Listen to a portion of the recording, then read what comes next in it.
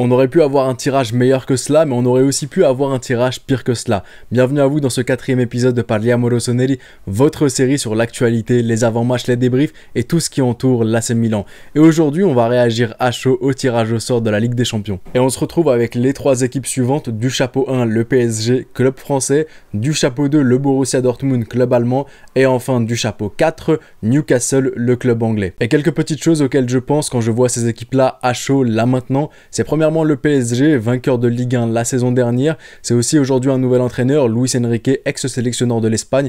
Un jeu de totale possession avec Luis Enrique.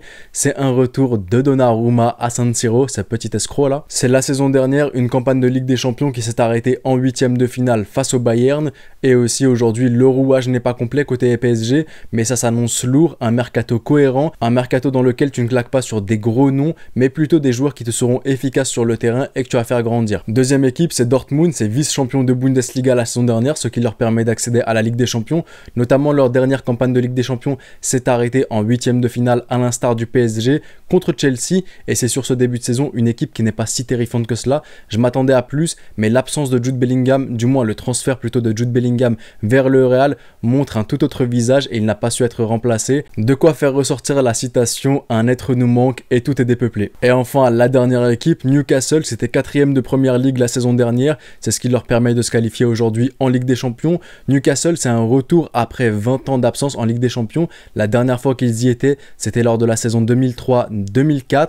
Et Newcastle, sur ce début de saison, avec le mercato qu'ils ont fait, un mercato plutôt cohérent, je trouve qu'ils sont en dessous des attentes que l'on peut avoir d'eux. Défaite contre Manchester City, ok, c'est un peu logique, c'est Manchester City, mais la défaite contre Liverpool dans le Money Time, alors que Liverpool est réduit à 10 contre 11, je trouve que ça démontre une certaine fragilité et un gros manque d'expérience qui va leur coûter cher en Ligue des Champions face à des équipes qui ont autant d'expérience comme le PSG, Dortmund ainsi que l'AC Milan. Et au final maintenant, la première impression, suis-je satisfait ou pas satisfait de ce groupe-là? C'est un groupe qui n'est pas facile, c'est même un groupe que je trouve difficile, mais je suis satisfait. Je suis satisfait parce qu'on va enfin voir si on fait réellement partie de la cour des grands, si on mérite d'être en Ligue des Champions cette année, parce que sportivement, on n'est pas en Ligue des Champions cette année. C'est niveau comptable qu'on est en Ligue des Champions. C'est parce que justement, la Juve, à cause de certains éléments extrasportifs, a perdu énormément de points. C'est pour ça qu'on est aujourd'hui en Ligue des Champions. Donc est-ce qu'on le mérite réellement? Et pour le mériter, faudra finir dans les 2 premiers de ce groupe-là. Et honnêtement, les équipes qu'on a en face de nous, peut-être qu'elles vont depuis plus longtemps que nous, notamment le PSG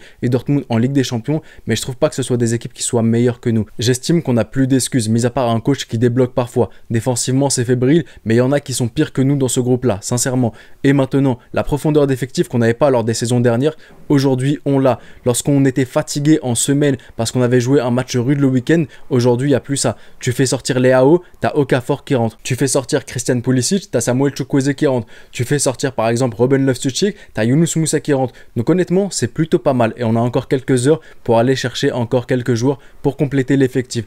Donc vraiment, si on n'est pas à la hauteur d'arriver parmi les 2 premiers, bah c'est qu'on ne méritait pas d'être en Ligue des Champions et c'est qu'il y a énormément de choses à changer encore et beaucoup de remises en question à faire. Mais je vous dis sincèrement, ce groupe il est peut-être difficile, mais si on veut faire partie de la cour des grands, il faudra affronter les grands. Et honnêtement, j'estime qu'on n'a aucune excuse pour ne pas faire partie des 2 premiers de ce groupe-là et de passer et d'aller en 8e de finale. On a absolument tout ce qu'il nous faut, on n'a vraiment pas d'excuses. On doit aussi aller chercher les points à l'extérieur, chercher les victoires dans des ambiances hostiles à l'extérieur. Et honnêtement, je crois en nos hommes, je crois un peu en Stefano Pioli, mais je lui donne quand même la confiance. Je serai derrière toute l'équipe durant toutes les rencontres et j'espère vraiment la victoire et pourquoi pas remporter la Ligue des Champions, le Scudetto, absolument tout ce qu'il y a à remporter.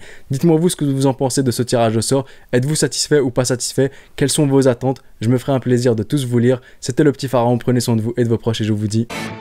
Arrivederci.